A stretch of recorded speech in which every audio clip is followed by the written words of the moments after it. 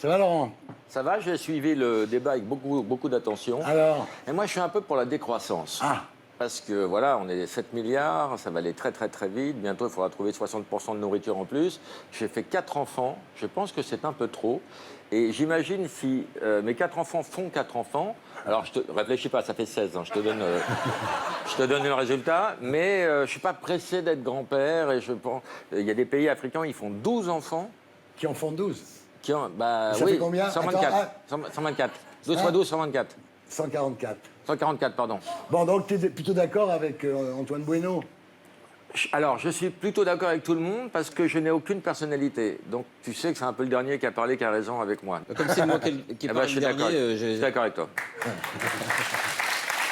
Alors, on commence les mois d'or, les récompenses qui peuvent faire mal, vraiment mal certaines fois. Hein. Oui, très. On commence avec Emmanuel Macron. Alors, Emmanuel Macron, qui se contrefout... Attends, pardon, il est où à l'image? Soyez précis, là, qu'on se repère. Emmanuel Macron, alors. Alors lui, il se contrefout, parce qu'on est dans les contres, Laurent, Ah oui, c'est contre. qu'une dame de 73 ans a été blessée samedi dernier à Nice. Ouais. Étonnant de la part d'un président qui préfère les pré-grabataires au poste Jouvencel. Macron a suggéré qu'elle n'aurait pas dû se trouver là. J'aimerais lui retourner le compliment. Une vieille dame qui manifeste parce qu'elle n'a pas de quoi vivre est davantage à sa place, à mon avis, qu'un président de la République sur les pistes de ski quand Paris est en train de brûler. Macron est un génie. Il parvient à la fois à être dans la posture et dans l'imposture. Il est trop jeune pour comprendre les vieux et trop vert pour comprendre les jaunes. Oh là là. Netflix. Moixor du contre-pied. Netflix fait fi des accusations de plagiat à l'encontre de Gad Elmaleh et il lui a commandé une série comique, Huge in France. Alors, c'est un peu comme si Benalla prenait un abonnement à Mediapart. Hein. Le problème de Gad Elmaleh, avec lequel j'ai peut-être été très sévère la dernière fois, il m'a rien fait personnellement, mais j'aime pas les plagiaires, j'ai le droit, c'est qu'il ne veut pas remplacer Jerry Seinfeld. Il veut être Jerry Seinfeld, ça son problème. Alors, vous vous souvenez peut-être, Thierry, de ce que disait Dali. Dali disait... Les 3 choses les plus extraordinaires qui puissent arriver à quelqu'un sont 1, d'être né espagnol, 2, d'être un génie, 3, de s'appeler Salvador Dali. Or, il se trouve que ces 3 choses me sont arrivées. Alors, Gad Elmaleh, pour dire la même chose avec Jerry Seinfeld, le problème de Gad Elmaleh, c'est qu'il n'est pas américain, mais il est français. C'est pas un génie, il a seulement du talent. Et il ne s'appelle pas Jerry Seinfeld, mais il s'appelle seulement Gad Elmaleh. Nathalie Bois de la Tour. C'est la présidente de la Ligue nationale de football. Alors, elle a dit dans une interview que les chants homophobes, alors par exemple, je sais pas, comme PD d'arbitre ou OIS l'enculé, par exemple, hein, font partie du folklore du football. Un peu, si vous voulez, comme sale juif ou enculé de Dupin, étaient des expressions qui, elles aussi, pendant l'occupation, faisaient partie du folklore nazi. C'était bon enfant. Oui, c'est le folklore. Alors, on ne sache pas, en revanche, que le nazisme n'ait jamais été un vecteur d'intégration comme l'est le football. Oui. Je suggère aux supporters, moi, et peut-être même à cette dame, de traiter de sale arabe et de sale nègre les joueurs de l'équipe de France. Nous verrions alors si le courage est proportionnel à l'abjection. Oh là là. Nicolas Dupont-Aignan. Alors lui, c'est le moixeur du contre-coup. En effet, Nicolas Dupont-Aignan dit partout qu'on le prend pour un con parce qu'il gêne et qu'il dit tout haut ce que les Français pensent tout bas. Le contre-coup de tout ça, c'est qu'il ne sait plus où il en est et fait des fausses citations à tire-larigot.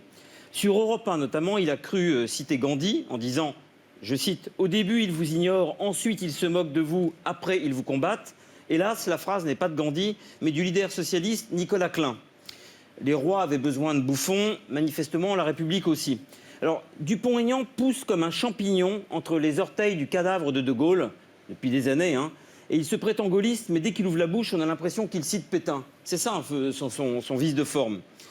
Le bonheur, c'est quand vos actes sont en accord avec vos paroles. Ça, c'est vraiment une citation de Gandhi.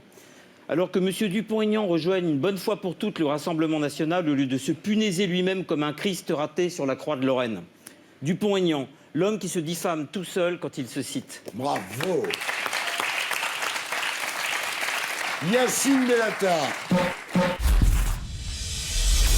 Moix d'or du contre-jour. Yacine Bellatar a dit, alors je ne connais pas l'affaire dans les détails, je ne veux pas m'en mêler, il y a une présomption d'innocence, mais enfin, il a dit que je menace des gens, c'est un fait, parce que vous savez qu'il a été accusé de menace de mort. Hein. Que je menace des gens, c'est un fait. Il y a plein de gens qui en menacent d'autres. Mais moi, je ne suis jamais passé à l'acte. Ouais. Alors, n'est-ce pas, mon cher Thierry, le propre de la menace que de ne pas passer à l'acte? C'est une question que je pose aux téléspectateurs. Dans la menace, il y a non seulement la promesse de l'acte, mais la sensation de son imminence. Celui qui est menacé n'est pas soustrait à l'acte, il n'est pas épargné par l'acte. Il vit dans un monde où l'acte est sans arrêt en passe de pouvoir advenir. Et c'est pourquoi la menace est malgré tout un acte. La crainte perpétuelle de prendre un coup à chaque seconde, ou de se faire tuer à chaque seconde, est un coup en soi. C'est un crime en soi. Avoir peur sans arrêt n'est peut-être pas la mort, mais ce n'est pas une vie. Ce n'est pas commettre le crime qu'on promet, c'est le commettre à l'envers. C'est ça la menace. Bon, en fait, je vais arrêter ma cuistrerie. La seule chose qu'on risque avec Yacine Bellatar, c'est peut-être de mourir, mais certainement pas de rire. Christian Quesada. Alors lui, je lui donne le Moix d'or de la contre-enquête. Vous savez que c'est le plus grand gagnant de l'histoire des jeux télé. Ouais, il a gagné 800 000 € avec Reichmann. Hein. Il est passé Ça en du fait RSA. des Kinder Bueno. Ah ouais.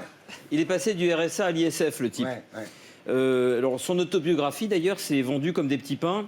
Et sa vie allait faire bientôt l'objet d'un film. Mais il a été arrêté récemment pour détention d'images pédopornographiques. Alors, je ne m'inquiète pas tellement pour son avenir, Thierry, parce qu'il paraît que la chaîne Gulli lui a proposé de présenter le journal du Hard. Voilà, Yann, merci. À la semaine prochaine. Merci beaucoup.